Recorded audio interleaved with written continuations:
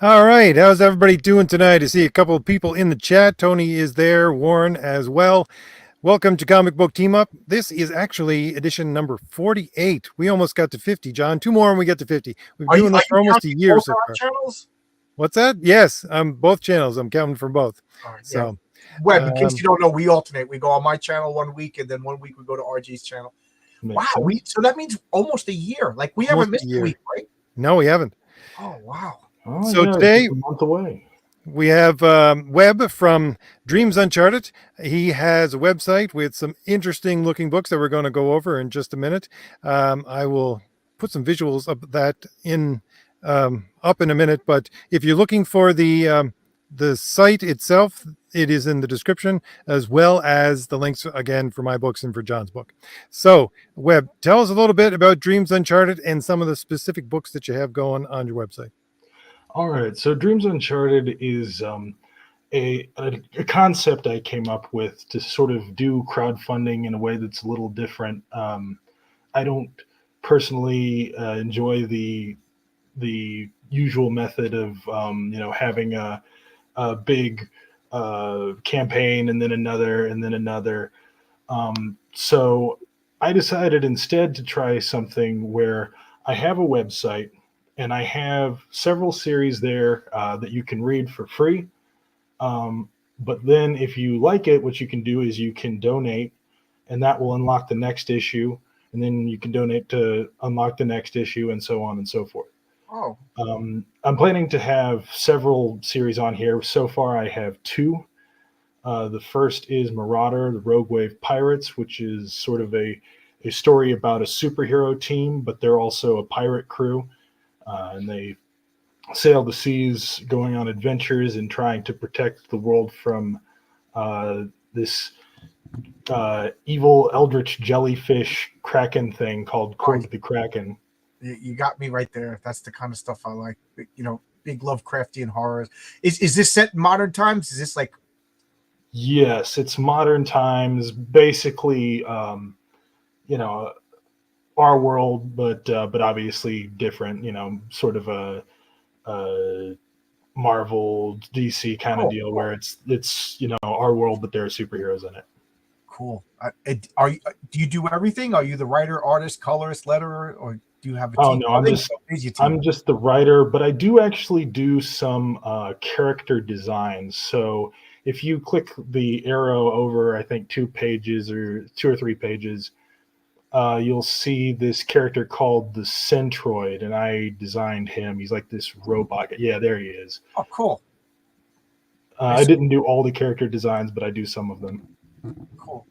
Yeah, that's what I do. I write my comic and I hire artists, colorists, letterers, but I send really bad drawings over to Renzo, my artist, and he turns them into really nice drawings because I can't draw. Yeah, I trained like for years trying to get. I don't have the talent, man. But I got good enough to where I could get an idea of what I wanted across, and then I could send it to someone who knows what they're doing. I could get an idea across, but you wouldn't want to pay for that. Yeah, precisely. But I like the colors. The colors are really striking. Oh yeah, David. He's the artist on this. His colors are amazing. He has sort of this like neon style that looks really, really cool, especially in those underwater shots. It really comes through. It's great. One thing, it's obviously I'm not reading this because it's going by so fast, but the storytelling, I bet you I'm getting the gist of the story, which is something that I'm big on because I find a lot of us. When I say us, I mean us smaller comic book creators. It seems like the storytelling is one of the biggest weaknesses. But like I said, this is whipping by too fast for me to read.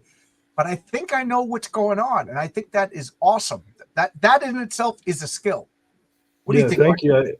I have some very talented artists who are good visual storytellers, and to toot my own horn a little bit, I think I'm pretty good at scripting in a way that the focus is put on the right places in the right panels to kind of give you an idea of what's going on. Do you write a full script and send it to your artist? Yeah, full script. Yeah, I don't do none of that Marvel method stuff. Yeah.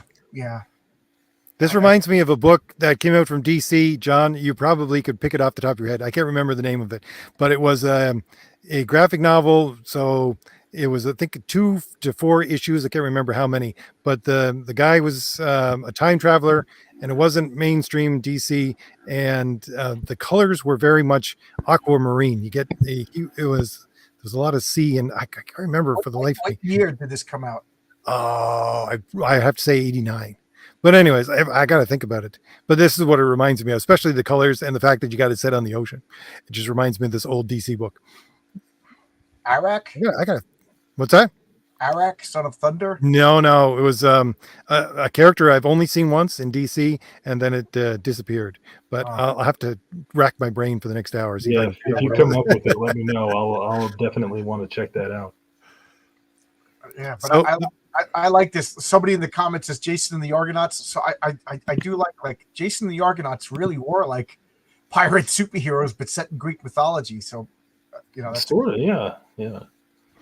so you said you have 2. What is your other comic? Okay, so the other comic, if you head back to the homepage and scroll down a little further, the second one is High Treason League, and this is more of a manga style thing. It's like High Treason League. Hey, everybody, all the betrayers, let's get together and form a union. pretty much, yes. The purpose of the group. In fact, there are several High Treason Leagues, and all of them, at least on paper, their job is to take down the World King.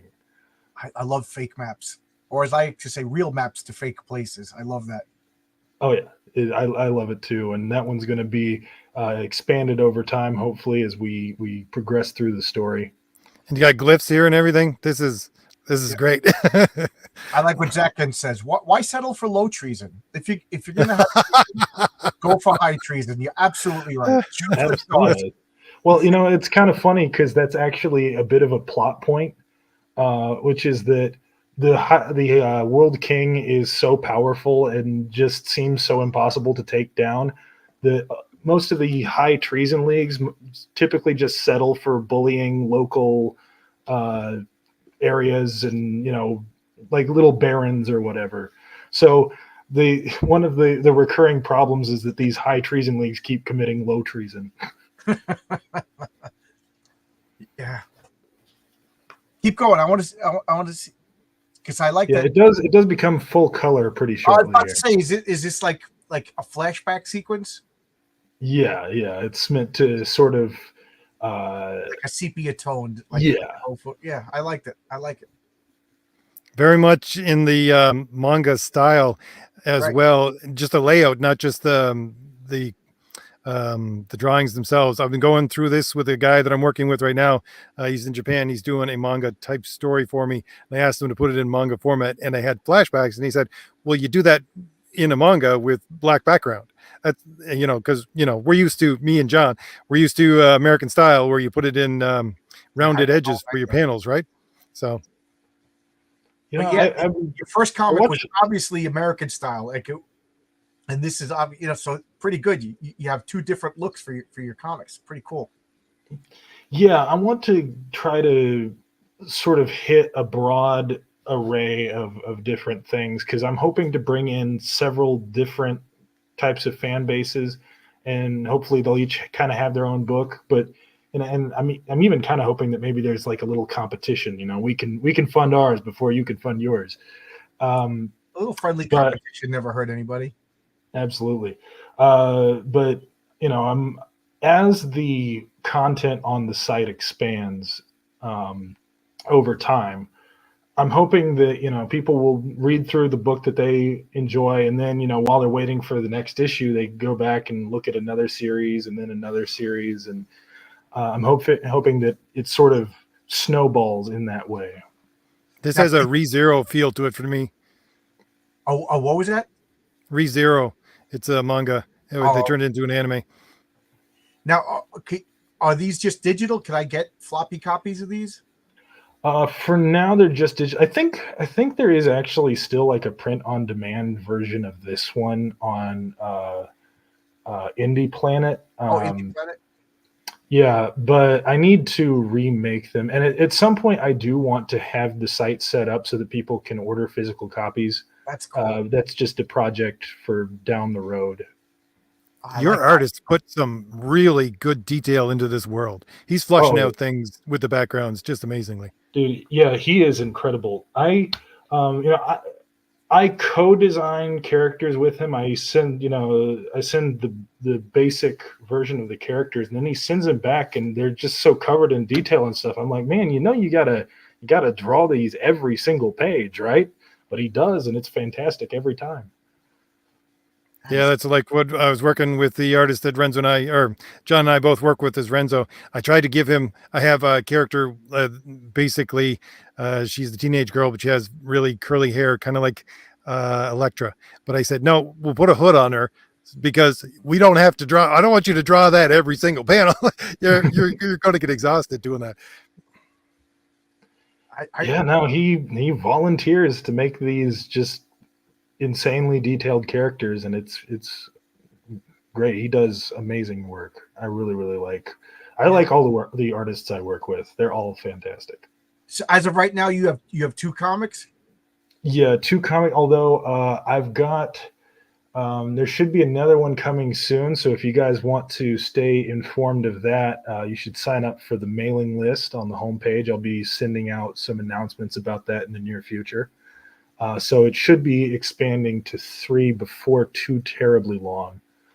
And really, I'm working on getting it up to 6. It's just a question of where I can invest it and when. And it would of course go a lot faster if people can support the books. So, absolutely, if people want to go and donate and help out, then I can really get a lot of stuff up and running. So you said you have 6 titles. Is this like one world? Is this like Marvel Comics? Like, or are these each their own little separate little things? I wouldn't say they're each their own separate things. I do want to have sort of a superhero universe going, and I'm probably going to split at some point the site into the superhero universe and everything else. There's just not enough books yet to justify that.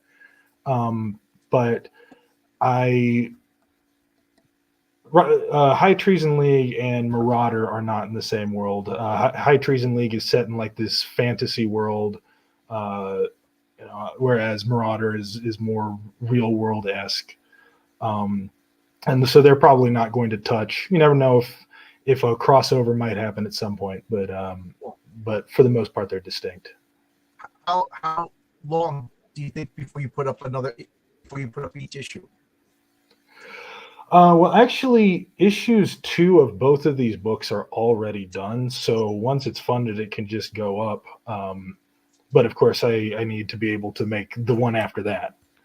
Oh, I see. So this is free, and then you're hoping they're like, hey kids, the first one is free, and then you hope everybody pays more and more. I think you're roboting a bit. I don't know if it's on my end or yours. It's me. It's me. My internet is weird tonight. Sorry. Can you hear me? Still a little robot-y, but it's better. Yeah. Yeah, you are lagging a little bit there too, John, but that's okay. We'll deal with that. So once you get one of the most important things I find with crowdfunding, even if you're doing it uniquely like you are, is to get that mailing list out, which you got that with the sign up page. Let me go to the sign up page. Just let everyone know it's at go to the home page, and it's right there at the very top. You want to go and sign up. Again, link for this is in the description, and you can read these 4 books for free. And then he's going to see if he can get more done. So what is your inspiration for doing this, Webb? Are you very big Marvel or DC fan or indie fan, or what's your main motivation for wanting to write? I know John and I just got fed up with reading things we didn't like, so we decided to make our own. I'm sort of interesting in that I'm a bit of an outsider artist. I do read comic books and stuff, but I've never been I've never been much of a collector. I don't spend a whole lot of time in comic shops. Mostly my exposure to it was when I was growing up. I had like these old collections of like Stan Lee era Spider-Man um, and things like that. And then I, at some point, found my dad's reprints of Golden Age books and Silver Age Batman, and so that was really my introduction to it. But the main thing that I wanted to do comics for is that at some point, I don't know why, it just sort of struck me that I've always had this very visual imagination. I always think about stories that I want to tell. And I've got so many of them, and I've always been frustrated that I can't really share them with people because you could start saying, "Hey, listen to this really cool idea I had," and everyone's going to be like, hey, "Yeah, sure, cool, Yeah, buddy, great story." I learned that the hard way. You can't just start telling people your comic book stories face to face. They don't care, you know. Yeah, absolutely. So I was like, well, comics are the biggest. I've always said comics are the biggest spectacle to investment ratio of any medium, and it's not even close. It took What do you Yeah. mean? You're absolutely right on that. I never heard it described that way, but you're absolutely right on that. What do you You mean can- by that? Well, what I mean is it took movies until within the past couple of decades and also millions of dollars to be able to do what comic books did in the Oh, 1930s. And for totally. Okay. Yes, yeah, absolutely. I've been saying this for years to my friends that show me something you saw cool in the movie, and I'll show you a comic book that did it 30 years earlier. absolutely. And that's what I mean when I say highest spectacle to investment ratio. That's So a good way to put it. if you've got a bunch of, and it's not just investment of money, it's investment of time. Comics are faster than movies or video games or any of this other stuff. They might not be faster than I guess novels if you wanted to do that. But if you want something visual, comics are it's really the only way to get a bunch of cool ideas out there for cheap. And so then I wanted to do that, but I had all these ideas. And of course, when you're young, you're like, man, my life is going to go on forever. I can get to all the cool things I want to do when I'm a big, famous comic book writer. And then, your 30s hit and you're like, well, maybe I don't actually have time to do all that.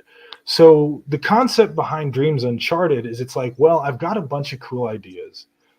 I don't know which one is going to be the big smash hit, right? I like all of them. So what if I just put them out there and I tried to find the audience for each one of them, and people let me know, voting with their dollars, which ones are the ones that they really wanted to see. And then I could just make more based on market interest. Cool. And these books, the first book, the one we're looking at now, that's 30 pages, but the other manga one, that's 56 pages. That's Really? a lot to give away for free.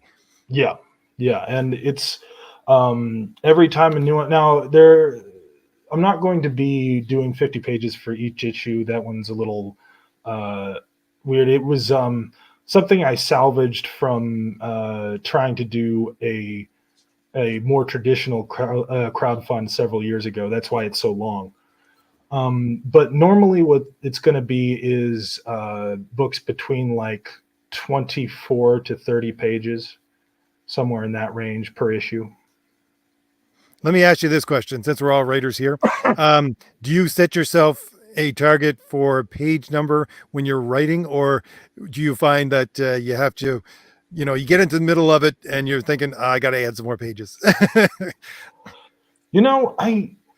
I have that range, sort of 24 to 30, and I found that I'm just naturally able to kind of keep it in there. I think it has happened once that I've needed to add an extra page.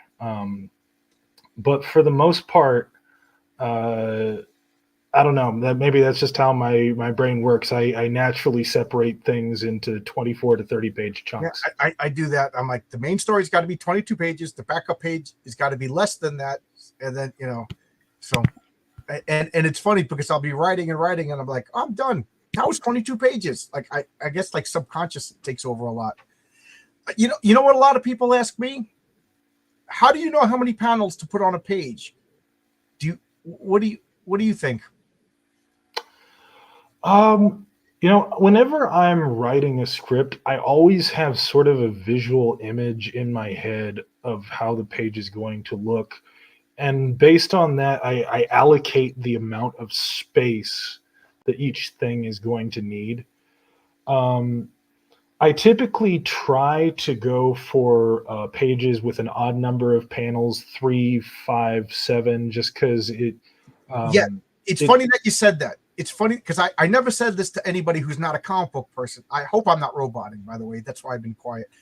But I try for an odd number of panels because an odd number kind of forces the artist to, like, not that I have to force Renzo to do anything. Renzo is outstanding, but I just want to avoid a grid, a nice, odd number of, and then I try to, like, I each page kind of has like a focus. Like, this page, I want to get this bit of information out, and then if that takes 7 panels or only 3 panels or a splash page, that's good. And then I don't know, but I'm glad you said that, because you seem to be articulating stuff that I'm not articulating well. Like, what did you say? Spectacle to spectacle to investment ratio. Yeah, that is a good way to put it. It's almost like a way an accountant would explain a comic book. Yeah. Are you very It probably is, yeah. But yeah, I try to do 2 things. I try to, usually, not always, sometimes I'll have the odd 4 or 6 panel page, but I try to usually keep it an odd number, and I try to never have more than 2 pages in a row with the same number of panels. Oh, okay. Yeah. I mean, that's not always going to be that way, but usually now I gotta look to see if I do that, because that's interesting. Yeah, it's sort of, I mean, even if the panels are arranged differently, having 5 panels per page is going to sometimes start to look a little samey. And so alternating and mixing it up helps keep things Now let fresh. me ask you about dialogue. How do you feel about do you load up each panel with dialogue? I try to keep it fairly concise. Usually the rule of thumb I have when I'm writing on a document, and this is just, I don't even know like what font size I'm using off the top of my head, but whatever the font size is in the on the document that I'm writing, I don't want to go more than 2 lines. There will be the odd exception, but I really want to make sure that everything is concise. If I absolutely have to do a big Info dump, yeah. I always chop it up. I've always I like to put I like to subdivide a character's speech, so I use a lot of like connecting balloons, because otherwise it gets too big, and I don't know, a large text balloon I feel like it's like a cheeseburger that's so large you don't know where you're going to take the first bite. It gets a little intimidating. Well, like, RJ, go back. Go back. Oh, this is perfect. Well, like this page, this is all really text. You know what I mean? Like, you can easily put all of these, because this isn't characters speaking to each other. So this is information. You could make this one big giant block, but this doesn't look right, and it's intimidating. So what you did is you broke this up, put it over here, and it's in digestible chunks. It's more pleasant to read. I think you're doing the right thing. You're starting to break up a little bit. I'm Here, John. sorry. That's what okay. I understand what he's trying to say, though, but there is a flow to panel layout, and for your your boxes and your dialogue. But okay, here's the question here. Well, again, we have 3 writers here, so we'll have to ask writer questions, obviously. What's your take on, first of all, narration boxes versus thought balloons? I know manga doesn't. I don't know. It doesn't typically use thought balloons as much as older American comics, I find, but I think thought balloons work much better than dialogue boxes or caption boxes, unless you have like a heavy one narrator. What's your thoughts on that? Well, there is one thought balloon somewhere in here.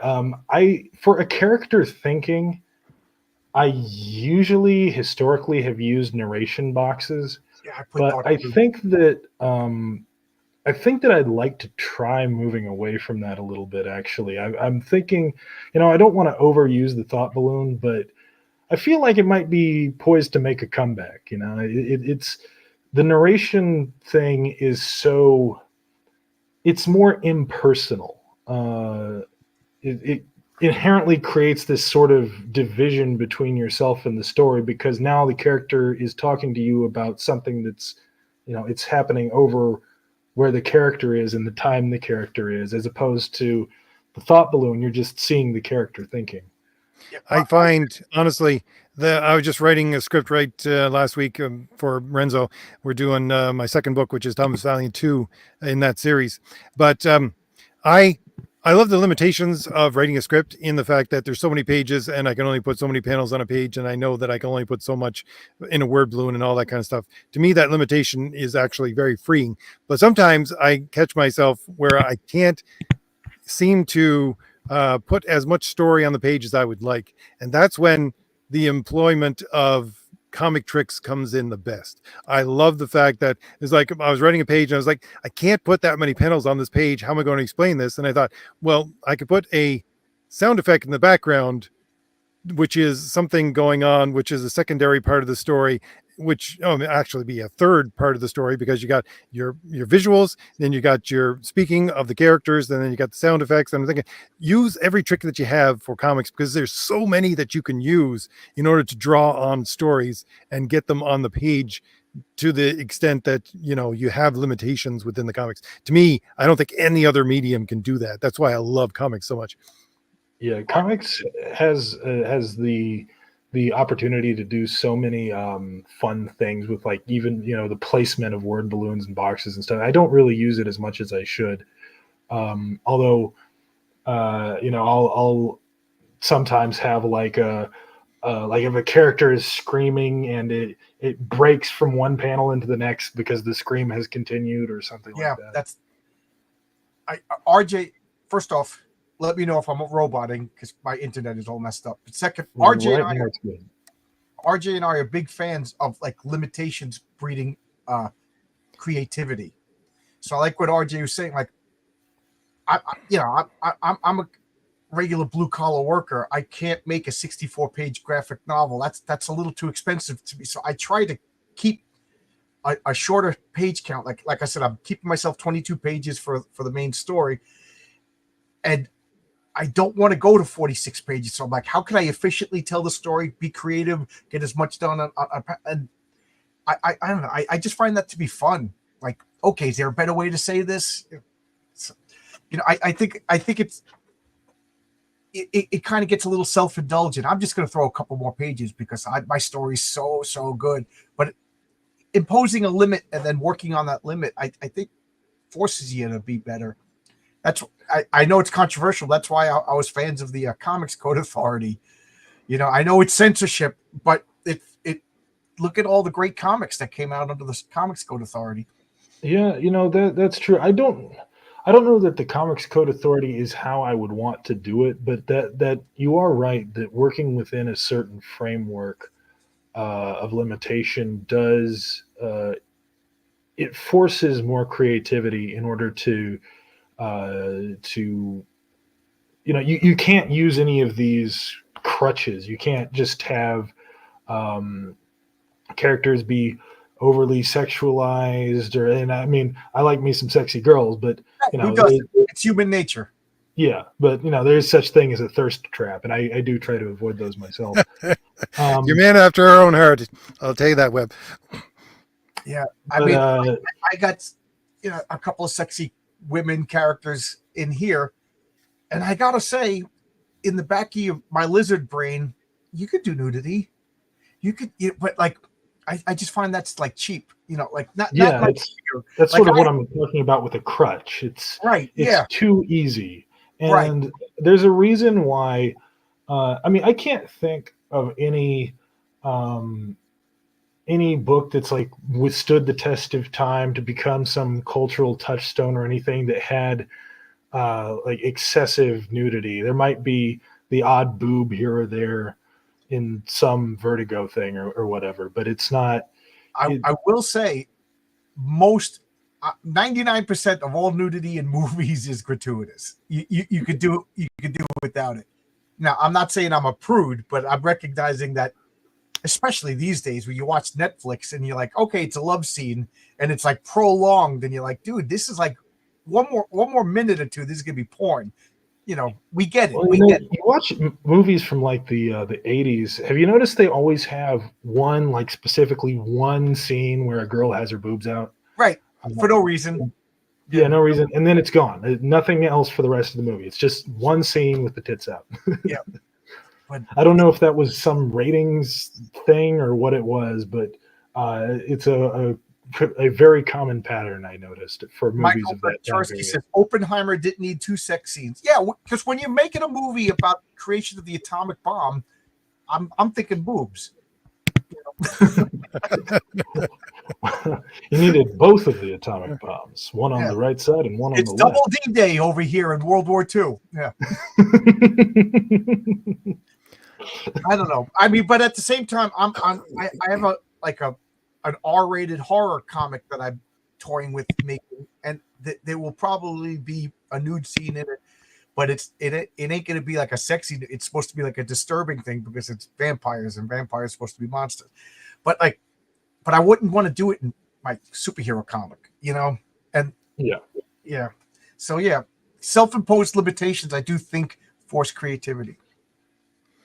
Yeah, Okay, I absolutely. really want to go back to this book here, and I know this is a question that John has in the back of his head.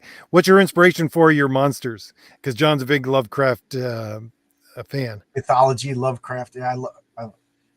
Well, I can't take a whole lot of inspiration or a whole lot of credit for Korg, the Kraken there.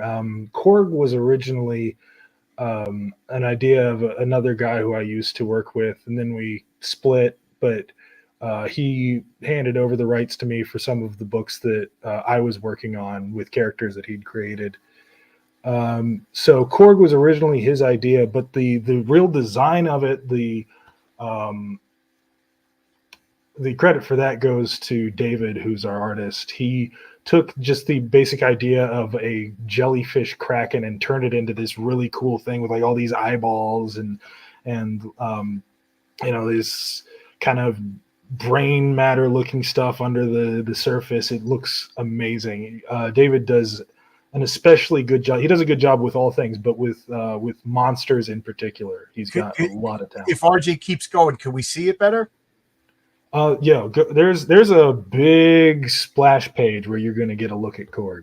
Is it okay if we look at it? No, the whole thing's free. Go for it. I don't So, want is this basically a kaiju book?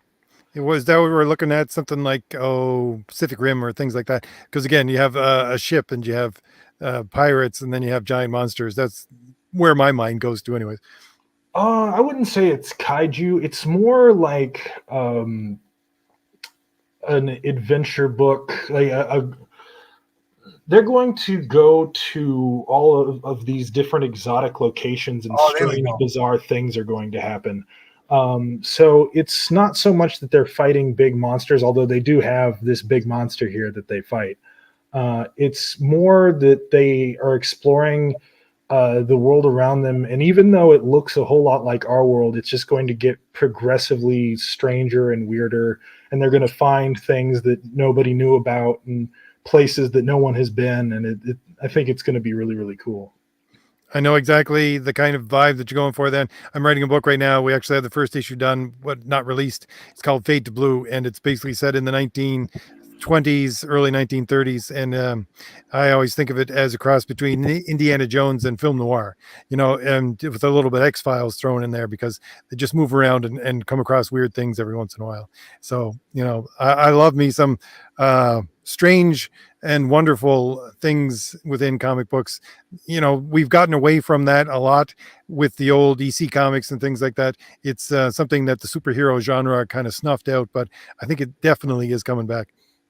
Yeah, I think that, and I mean, this is a superhero book, sort of, because these are superheroes, but it's really much more so an exploration adventure kind of book. It's not that, there is the super villain and we need to put him in jail. These people have no connection with anyone who could put their villains in jail. So they're not on land anyway, most of the time. That's like the Fantastic Four has been my favorite comic growing up, and I love when the Fantastic Four are more explorers than like, hey, let's go get Dr. Octopus and put him in jail kind of thing. So this is right up my alley. Yeah. I wanted to ask you. You mentioned before that you saw some of your dad's Golden Age comics. Do you still have those comics? Are they in good condition? They were reprints, unfortunately. Okay. So not anything that I could sell. I was gonna say, don't sell them, cherish them. I'm a comic book hoarder. But he had stuff that was probably printed sometime in the 80s with books that were from the 30s and 40s and 50s. Okay. So I grew up reading like these compilations of books from various eras, mostly Superman and Batman were the things that he had.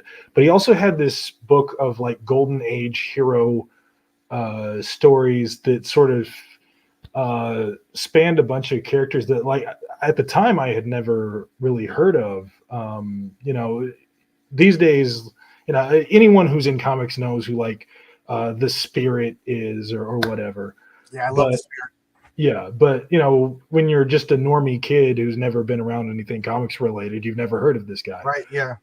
So that introduced me to a lot of characters that I, as someone who didn't know anything about comics and didn't know anyone who knew anything about comics, that sort of gave me some various insights into. Yeah, the Will Eisner Spirit is almost like the blueprint of how to make comics. Like definitely, RJ.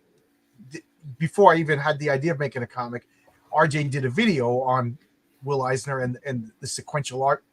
Right? Isn't that the name of his book? Yes, he has 3, but that's one of them. Yeah. Yeah. So I was like, I think I'm going to make a comic, and because of RJ, I went and bought that book, and it's it lays it out for you. It's like, if you're going to make comics, go to Will Eisner. I think I'm a little wrong now that I know more about comics, but I always thought that Will Eisner was like one of the first people who wanted to elevate the medium. Comics were always crap for kids, garbage, looked down on, whatever. But Will Eisner always took it seriously, to the point like it just irked him to put a mask on the Spirit. Like, he didn't want to make a masked superhero, but he had to, as part of the tropes of the time. And then Stan Lee tried to elevate the medium. Like he saw the Silver Age Justice Leagues and how hokey they were. It's no secret that I kind of find them to be bad, but charming. And then he reacted to it. He made stuff like Fantastic Four, which is just light years beyond. That those are like 2 people that I would put on a Mount Rushmore of comics. Yeah, comics has to have this healthy balance of, it's for the money, but we like the artistry of it. If it gets too artsy, no one really wants to read it. If they're not doing it for, like, you have to be doing it for the money to some degree, because in a way that sort of forces you to do things that people like and not just get in your own head and start. It's funny that you said that, because one of my favorite articles with Jack Kirby, I mean, I'm sure we all know who Jack Kirby is. He was asked at a party, what do you do for a living? And you think he's going to say, I draw comics. He said, I sell comics. Yeah. I mean, I sell comics. You know what I mean? And you don't think Jack Kirby's there like, okay, what do you want? Excuse me. literally that's his job, is to sell comics. And then when things got canceled, I don't know if he took it personally, but he was just like, okay, pivot, move. Now I'm doing Commandy. Okay, now I'm doing Omac. Okay, now I'm doing Eternal. Yeah, I mean, the guy had a bunch of kids that he needed to support, and I was actually I wrote something on Twitter maybe a week or two ago about Jack Kirby. To me, is this kind of guy who, in a world where I guess he was just unmarried and childless, he probably would have spent all his time doing, I don't know, maybe movie concept art. I know he did Lord of Light at one point. But something that's like very, weird, and you'll see this in some of his non-comic book pieces where it's just like weird and sci-fi and out there. But having to be a seller of comic books, as you said, forced him into this position where he's making things that are on our level. We who are not geniuses like this guy. Oh, yeah, he's making mass appeal comics. Yeah, he has to. Yeah, you have to. Otherwise the kids don't go to college. Precisely. Yeah. Yeah. And there's nothing wrong. Yeah, when you're talking about Will Eisner, that's one of the things, and there is a really good it's on YouTube, John, conversation between Will Eisner and Stan Lee, and they're talking about that. Please, I'd love to see that. They're talking about selling comics, and Will Eisner had always tried to go a little bit too artsy with his stuff, and the fans would always push back and say, "No, I don't like that." There was a one of the issues of the Spirit, or just one of the stories. He basically did the whole thing as a poem and stuff like that, and everyone was like, no, go back to what you were doing before, right? So he had constantly to go back to those things. But then when he got to do his own books, like Contract with God, and he was talking to talking to Stan Lee about it, he said, I wanted to make something with an actual message. I found that I had to actually make a separate book in order to put a message in it. And then Stan Lee said, well, that's where we disagree, because I find that you can put the best story, the best moral in any kind of book you want, as long as you have, your audience's attention. And, that was the difference between the two. But Stan Lee was always the consummate salesman. He was the man who wants to sell the book, so that's exactly what one of the things I love about comics, one of the things that I've myself said at the very first of making comics was, I'm going to try a whole bunch of new different things, and whatever sells is going to be what I concentrate on, because that's the metric, right? Whether or not it sells. Absolutely. And that's sort of what I'm trying to do here, is I want to build my own newsstand, basically.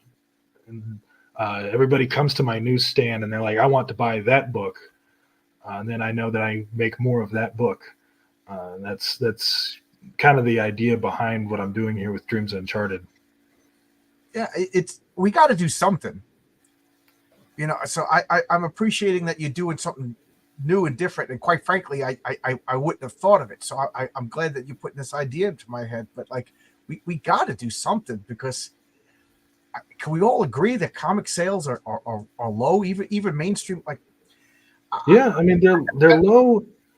Oh, and here's the thing, I'm looking at even these big crowd funds today. They're putting up these huge numbers or whatever, but these are expensive books. So even with big numbers, it's not that many copies. It's nothing that would have, it probably wouldn't even, I haven't looked at the actual numbers, but it probably wouldn't even have been continued printing in the Jim Shooter era or whatever.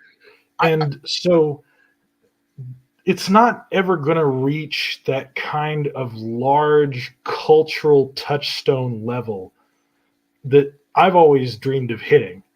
So part of why I'm putting these out in a way that people can read them for free is, I want an audience that is so vast that it becomes a part of the culture. And I'm hoping that this is a way to do that. It's all very experimental. Maybe it'll work, maybe it doesn't. But I got to give you credit for trying.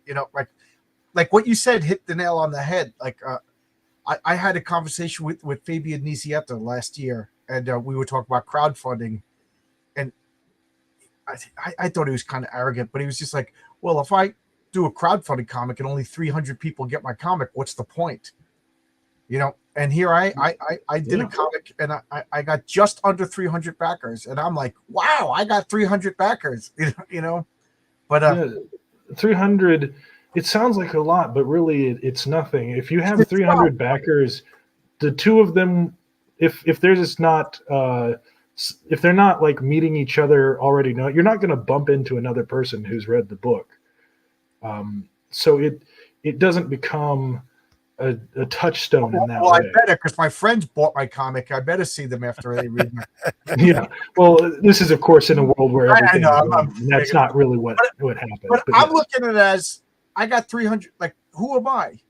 I'm a weirdo sitting in my basement. You know what I mean? And I got 300 people to cough up money and buy my book. So I look at it as that's a nice start. Like what the first thing that Fabian Nicieza ever put on sale with, did he start at Marvel? Did he work at like another? Like, I'd really like to go. Did he work for the indie?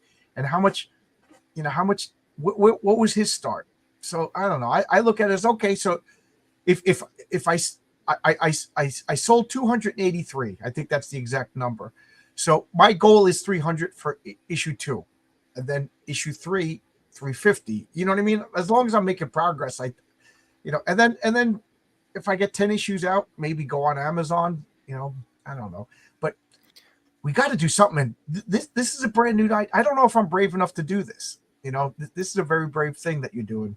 I find that what we're doing now, because each of us are experimenting in our own way. This is like the beginning of comics, where there was comics that came out of which funny comics, funnies in the newspaper and things like that, and you had pulp, and you had all these other kind of things pushing in at the edges.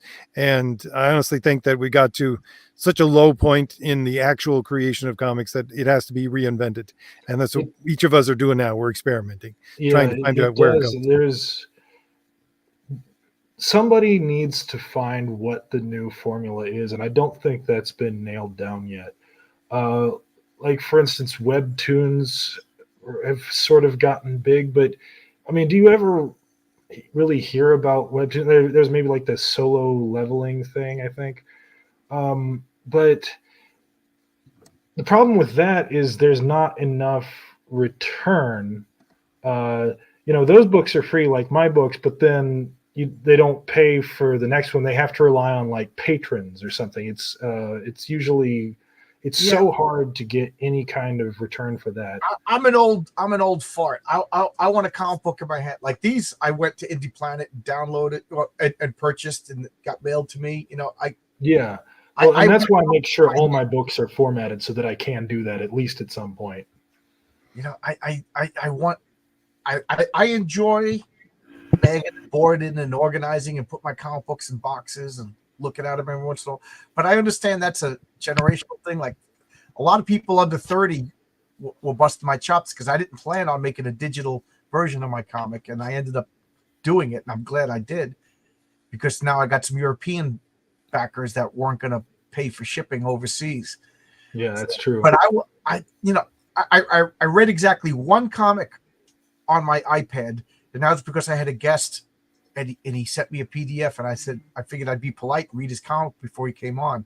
But other than that, I bought physical copies for people, and you get a free PDF with it.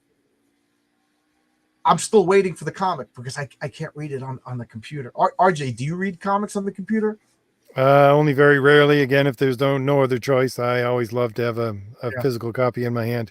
Quite honestly, as I always said over and over again, because with the Valiant Heroes, which was my second book, to have them as floppies, I know everything else was done as graphic novels, and it's great to have a graphic novel in your hand, but to have a floppy in your hand that you created, that's something else. Yeah, it's a beautiful feeling.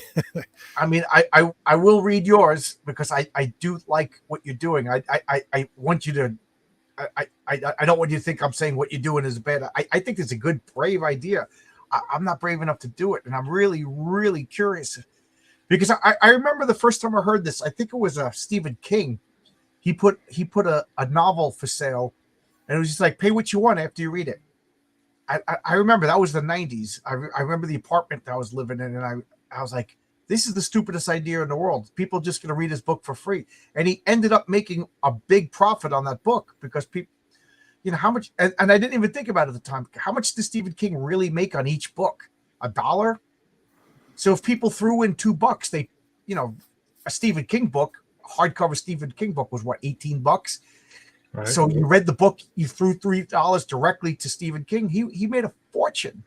And, I was like, it restored my faith in humanity, So I don't know, like this could be really, really cool. Like, you know what I mean? Like, I sure hope so, man. If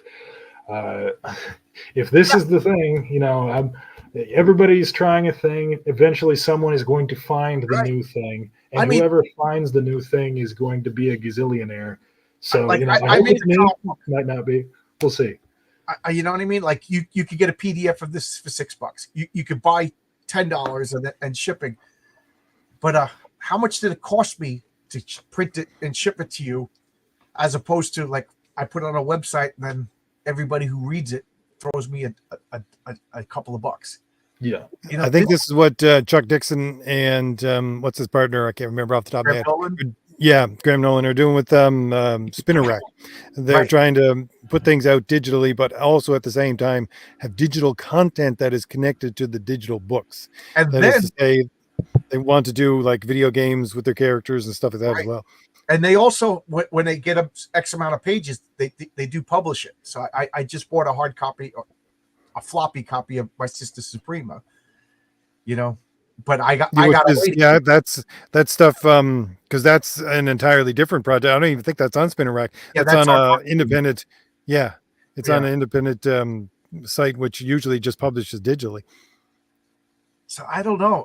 I was about to say before, as much as I love comic book stores, and they were a big part of my life. I worked in one. Every time I go to a new city, I always look for a comic book store and check it out. I never thought of this until I talked to Chuck Dixon, and he's like, the filthy casuals were the ones who.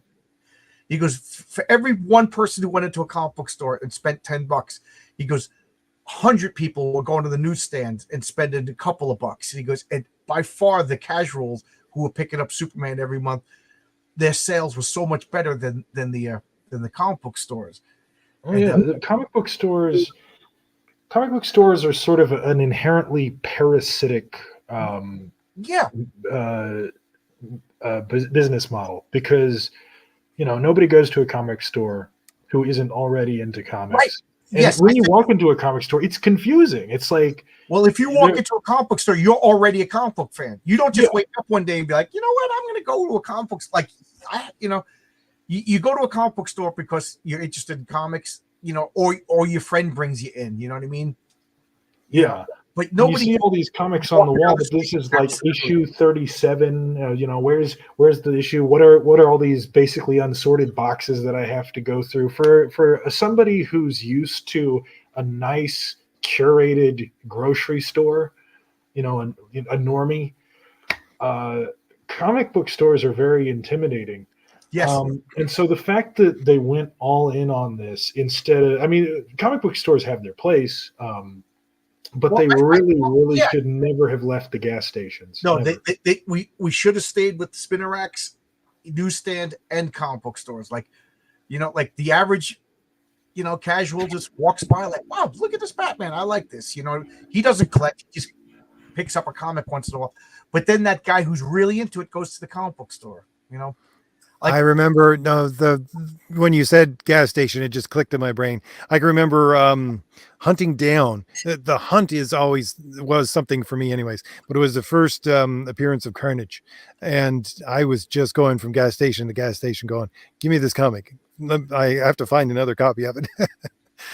It was fun. I remember going, I told the story a few times. I was a kid, so I wasn't allowed to take buses, but like, I'm going up, I'm going to RJ's house, and then walk down the street, hop on the bus, go to the next town, go to that comic book store, or go to their stationery stores. There was like, hunt down that particular issue, get back on the bus and hope, I didn't know the bus schedules, just hope the bus was there at the right time so I would get home and not be late for dinner, because then my mother would call RJ. What do you mean he's not there? And then she would find out the truth, and then I would get beat for lying and beat for taking the bus.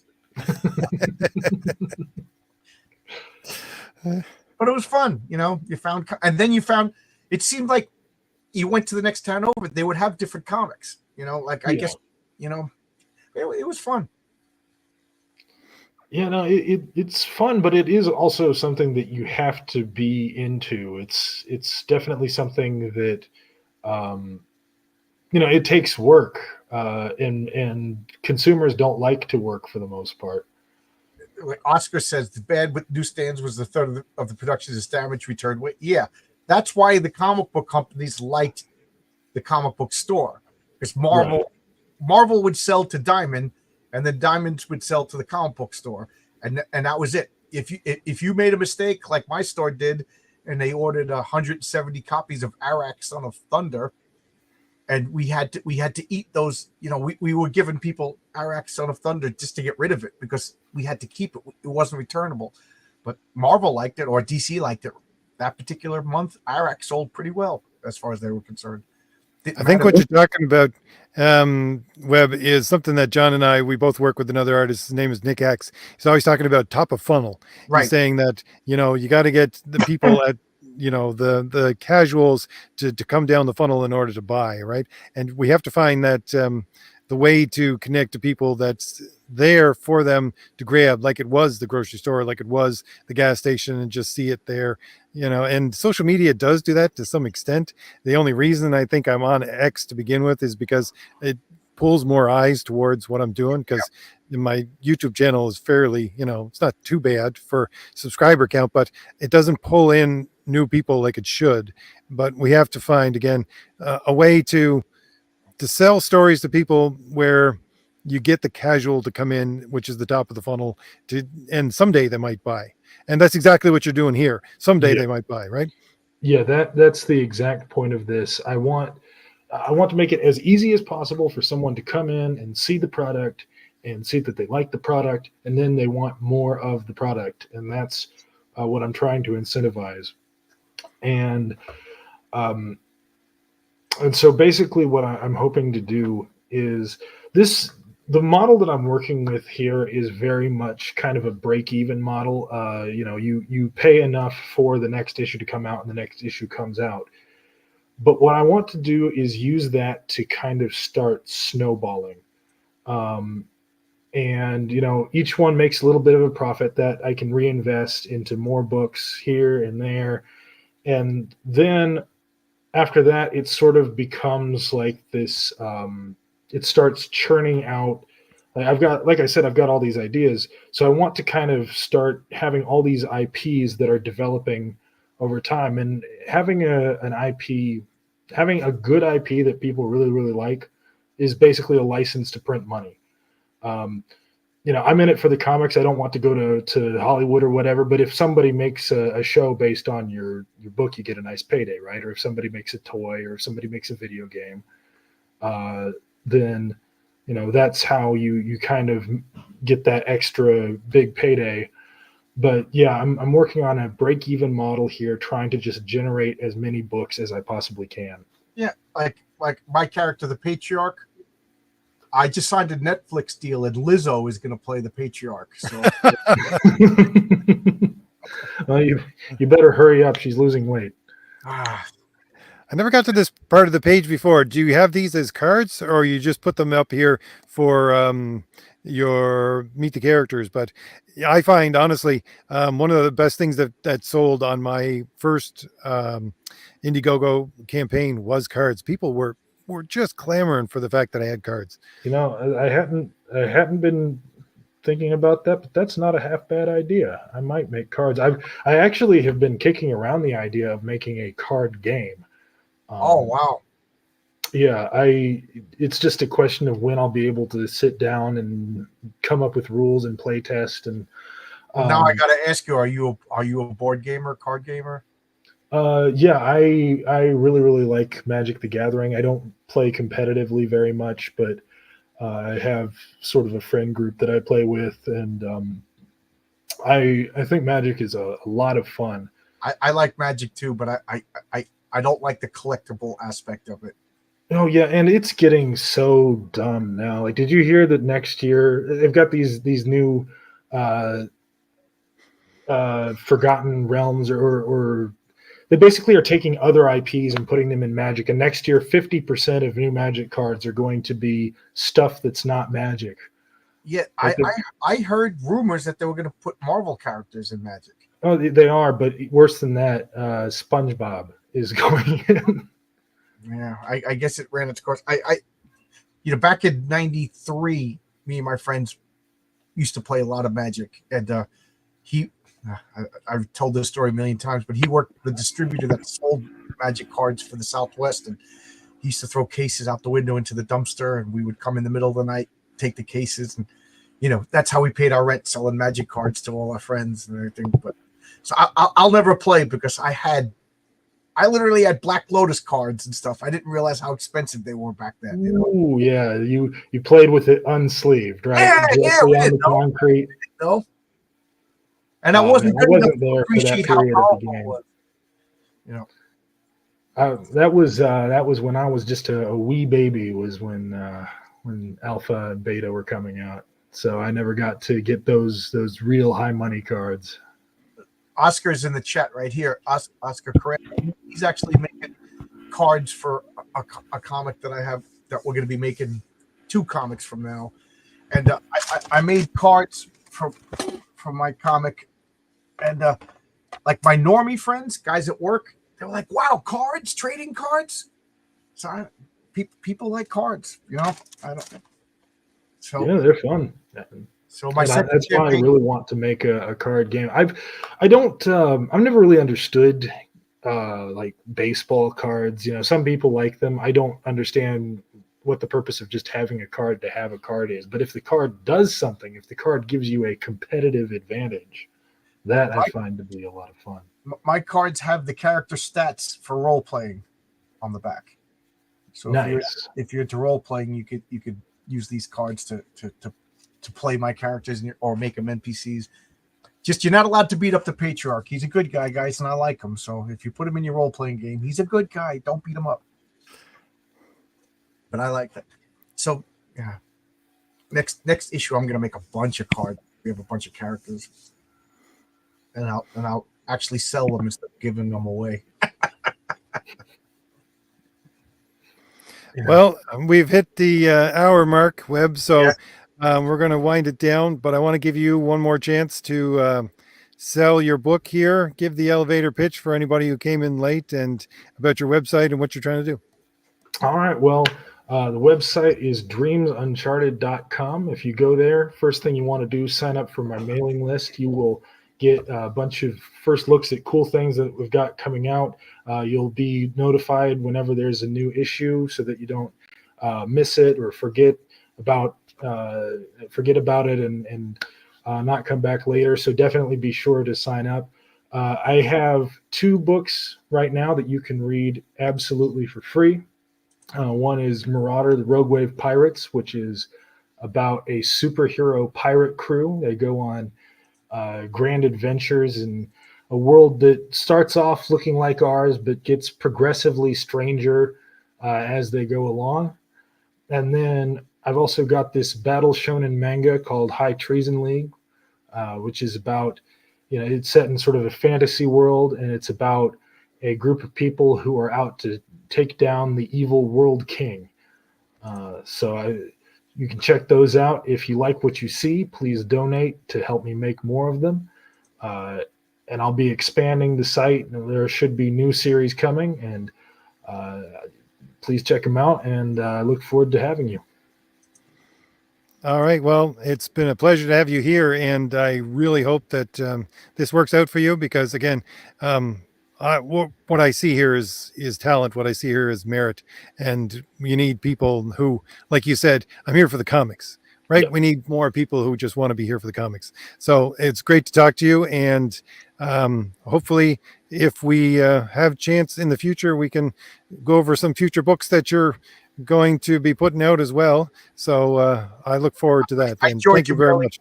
And I donated a couple of bucks while we were talking just because I like the concept. All right. Thank you guys. I think that makes you my first donor. So you've broken the ice. Oh, really? Cool. Good. Yeah, it's going to snowball from here. Yeah, there you go. that the first trip, and now like the gush is gonna come, and I'm gonna read the comic tomorrow at the lunch. Awesome. Well, let me know what you think. Thank you guys for having me. This has been big fun, and anytime you want me to come on again, I would love to do it. You love talking. It's a pretty cool idea, man. I'm real curious how it works. I am too. Cool. All right. I want to thank everybody in the chat as well. And we will be on John's channel next week. So I will see you all later. And I want to thank you once again, John, for being here. And thank you, Webb, for introducing us to your characters in your books. All right. Yes, I'll leave it at that. All right. See you, everybody. Bye.